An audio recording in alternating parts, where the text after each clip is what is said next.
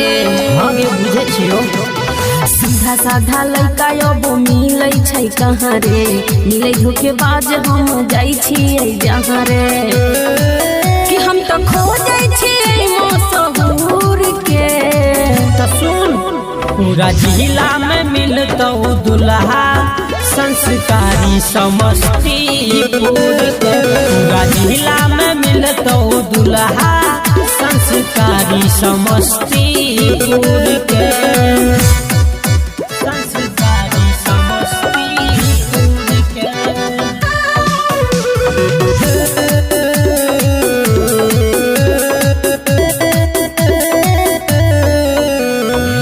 पटना वाला से नहीं पटवाई छपरा वाला से नहीं सटवाई आज समस्तीपुर जिला गे देवो हम गन्ना के जूस पिला गे साचो में हाँ गे भरोसा कर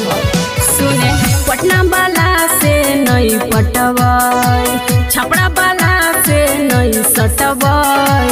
आज समस्तीपुर जिला गे देवो हम गन्ना के जूस पिला गे अच्छा ठीक है प्यारे करबै दुनू भरपूर के तो सुन पूरा जिला में मिलतौ दुल्हा संस्कारी समस्तीपुर के पूरा जिला में मिलतौ दुल्हा संस्कारी समस्तीपुर के संस्कारी समस्तीपुर के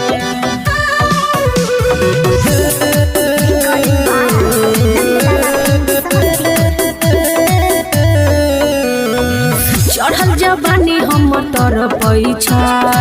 प्यार करेला मन तरसै छै अजय संतोष के बना ले न लवर यूपी बिहार में बढ़ जातो पावर अच्छा चढ़ल जवानी हमर तरपै छै प्यार करेला मन तरसै छै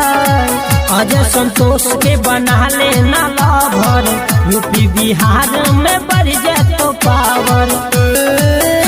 सेवा करबै हम ऐसन हुजूर के तो सुन पूरा जिला में मिलतौ दुल्हा